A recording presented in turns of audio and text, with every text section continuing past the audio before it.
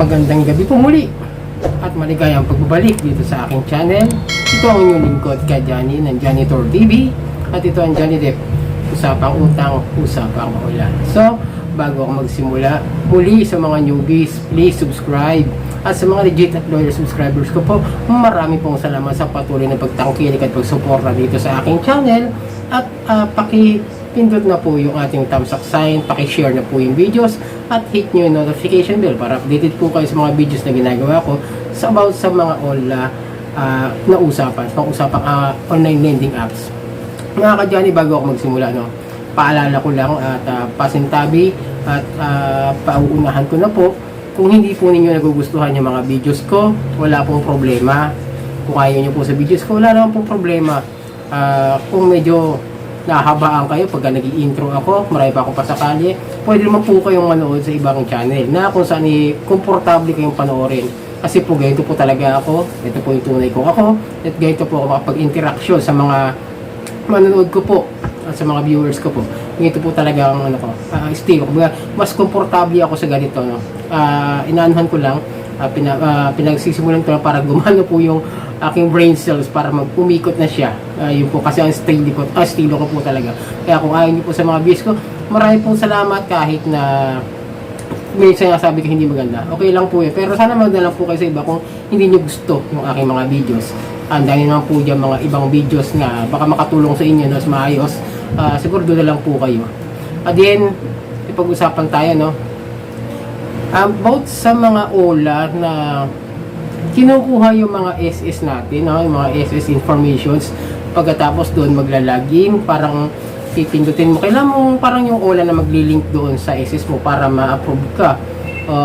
Mabigyan ka ng loan doon sa ganong klase ng sistema. Medyo paalala ko lang mga dyan. Ito for awareness lang, hindi po para manira or something na.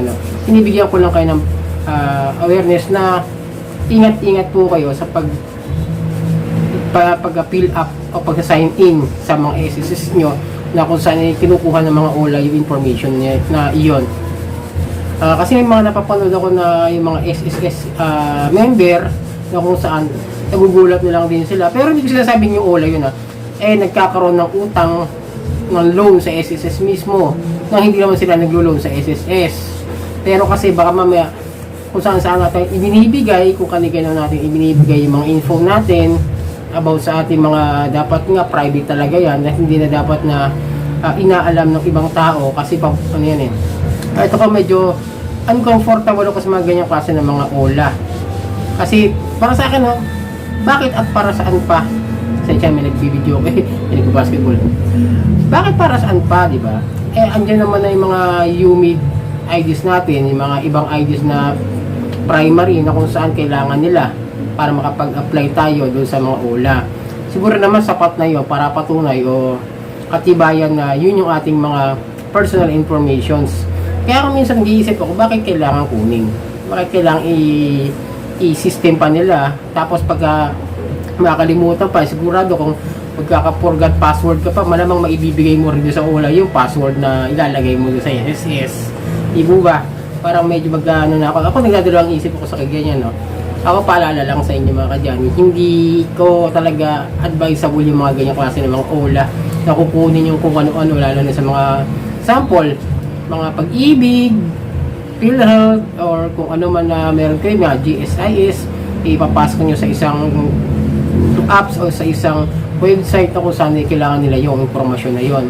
Maging maging mapanuri. Huwag kayong basta-basta bigay ng mga pribadong informasyon, lalo yung mga ganyan, napaka-delikado. Para sa kanila, napaka-delikado. Ipamigay basta. Hindi siya okay para sa akin, mga ganyang OLA. So, yung mga OLA na yun, pakitulungan na lang din ako, mga ka-Johnny, kung sakasakaling na nakapag-loan kayo sa ibang mga OLA na ganyan kinukuha. Kasi meron ako, kasi nakuha ko ito about kay Ate Red, yung saka ginawa niya sa Mukasa, kinukuha rin din. Alam ko, ang kibi ko ganun din kasi nag-try ako dyan minsan mag-loan nung medyo hindi ko pa alam kung saan ako hiram ng pera yung simula ng pangungutang ko dyan sa mga OLA. Nag-try ako dyan, kinukuha nga. Then doon ako huminto kasi ayong ibigay yung information ko about sa SSS ko. Hindi ko pwedeng pagsalang-alang yung aking pribadong mga ganyan, mga pribadong beneficiaries, mga beneficial agencies ko na kung saan binibigay ko nga yung aking mga impormasyon na mahalaga.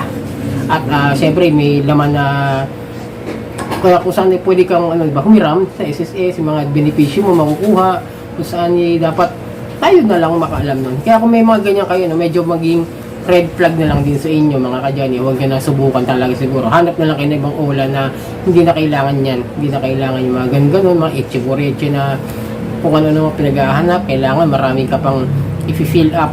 Tapos, bangko nga, hindi nga ginagawa yan, di ba? Parang, alam ko nga, yung mga leading companies na nahiraman ko na legit, hindi naman ako hinanapan ng SSS na para mag login pa ako doon at aalamin pa nila kung ano yung laman ng aking SSS account.